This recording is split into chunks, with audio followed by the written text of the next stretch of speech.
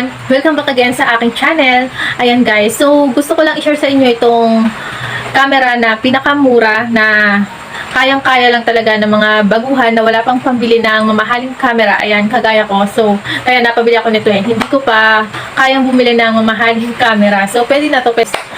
So, sabi nila pangit daw to guys. Itong 4K HD camera.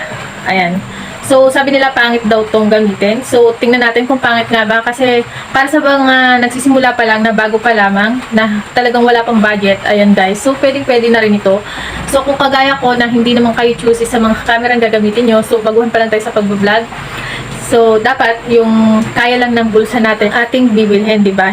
So, eto guys, isi-share ko sa inyo kung paano to pagagandahin ang camera, palilinawin, para naman kahit paano ay maganda pa rin ang kuha ng ating mga video dito. Okay, so, paano nga ba natin to pagagandahin? So, bago yan guys, bago tayo pumunta sa setting nitong camera na to, para mapaganda natin siya, ang kuha niya. So, ipakikita ko muna sa inyo guys kung yung mga parts nito guys, kung para saan ito ginagamit.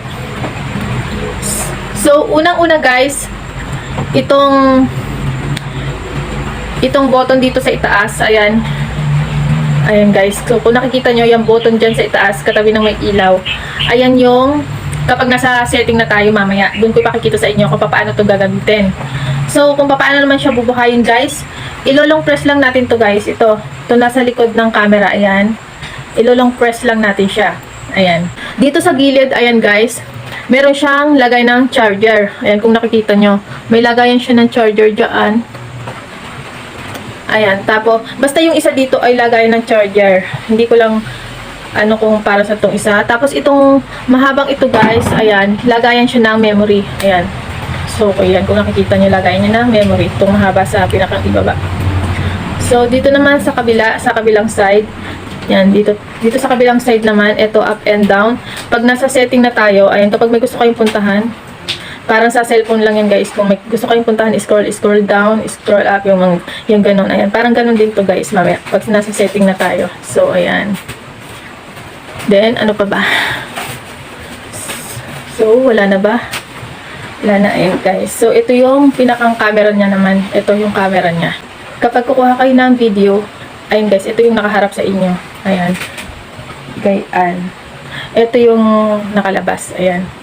Wala siyang front camera para makita natin yung mukha natin dito. So, pwede na rin guys. Tansyahin nyo na lang kung magbi-video kayo. Tansyahin nyo kung kuha na ba kayo or sakto na kayo doon. Yan. Titingin lang kayo dito sa camera niya guys. Ayan. So, wala na. So, yun guys, umpisahan na natin kung paano natin pagagandahin ang kuha nitong 4K HD camera. Ayan guys. So, kung ikaw ay bago lang sa aking channel, huwag mo namang kalimutan mag-subscribe. Syempre, like nyo na rin at hits the bell button. Ayan, kalimbangin nyo na yung sa ibaba. Ayan, para lagi kayong updated sa aking mga latest upload. So, eto na guys, mag-umpisa na tayo. Let's start.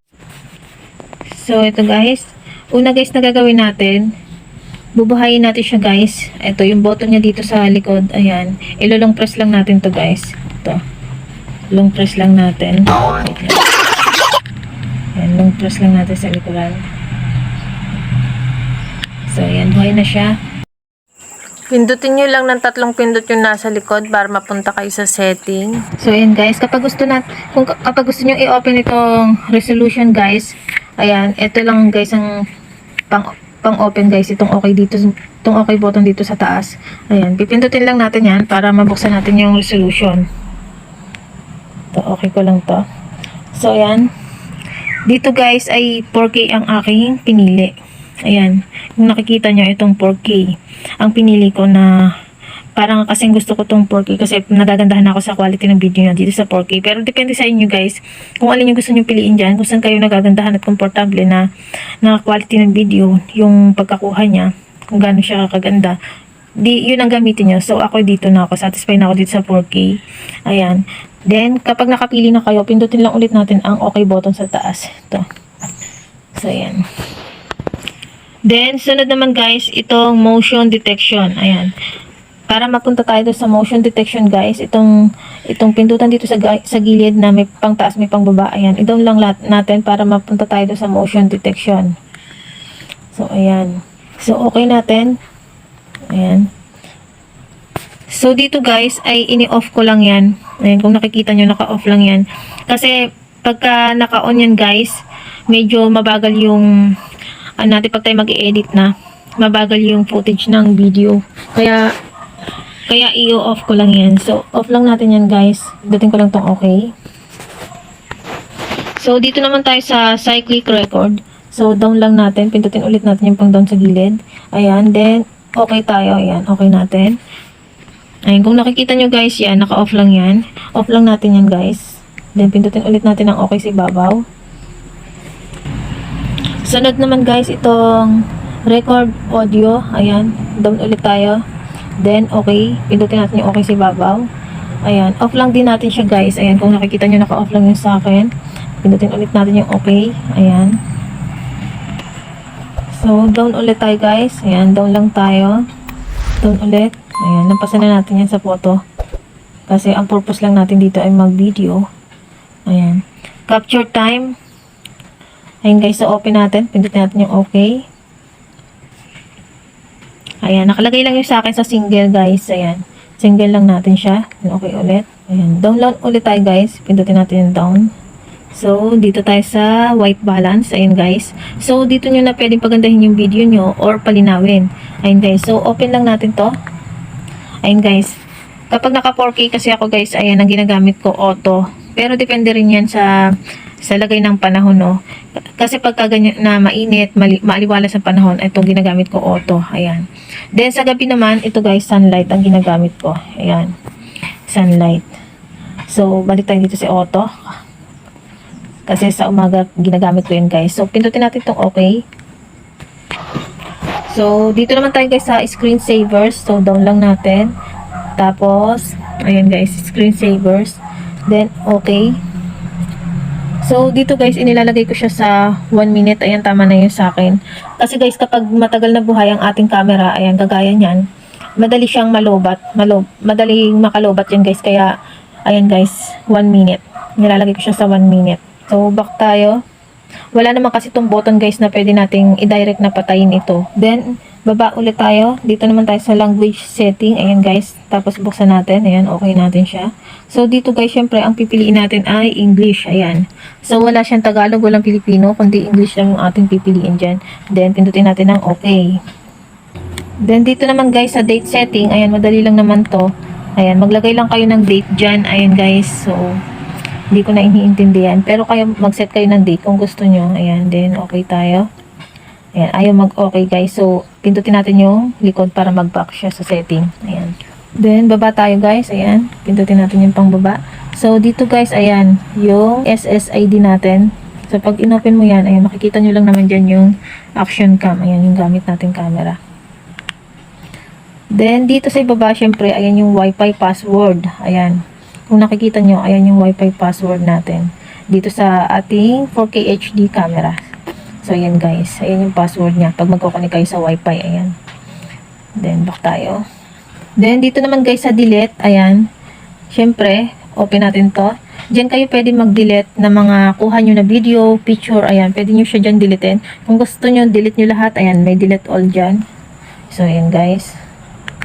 So, sunod naman natin guys itong beep sound. Ayan sa baba, beep sound. Then, okay natin. So, dito guys ay enough ko lang yung sa akin. Kasi, yan guys yung kada pindot natin ng mga button. Kunyari, ito yung natunog siya. Kada pindot natin yung natunog toot. Kada pindot natin mga ganito. Kaya, ayan, kahit alin man dyan. Natunog siya yung toot, toot. Yung kada pindot natin ng mga button dito sa ating camera. So, madali lang din yun makalobat guys. Kaya, ini-off ko lang din yan. Ayan, naka-off lang yan. So, okay natin. Then, tingnan natin kung meron pa. Down natin. So, dito naman sa format guys, ayan, wag na natin galawin yan kasi alam nyo naman, pag sinabing format, ayan guys, madidelete lahat ng mga footage natin dyan. Ayan guys, kaya wag na lang natin galawin yan. So, ganun lang guys. So, ayan guys, hanggang dito na lang ang ating tutorial and sana may natutunan kayo sa ating vlog ngayon. Ayan guys, so ihabol ko lang itong case nito guys, ayan. Yung case nitong ating HD camera. Ayan. Ito guys ay kung mag-swimming kayo, pwede itong mabasa. Ayan, waterproof siya. Ayan, lalagay lang natin siya dito sa loob. Ayan, then ilalak na natin siya. Ganun lang guys to. Pwede kayo mag-vlog sa ulanan kung gusto ninyo. Ayan. Ayan, madali lang ang pag nito guys. Pero yung ibang mga accessories nito guys, ay hindi ko pa alam kung paano siya gamitin. Ito lang naman kasi yung gusto ko talaga. Ayan. Kapag moto vlogging kayo, ayan, biking, travel, ayan, pwede. Yung mga accessories nito guys, yung kinakabit sa mga helmet, ayan, meron siyang ganun guys. Marami siyang accessories na pwede kayong, kapag magagala kayo, nakamotor, ayan, nakalagay sa helmet, magaling.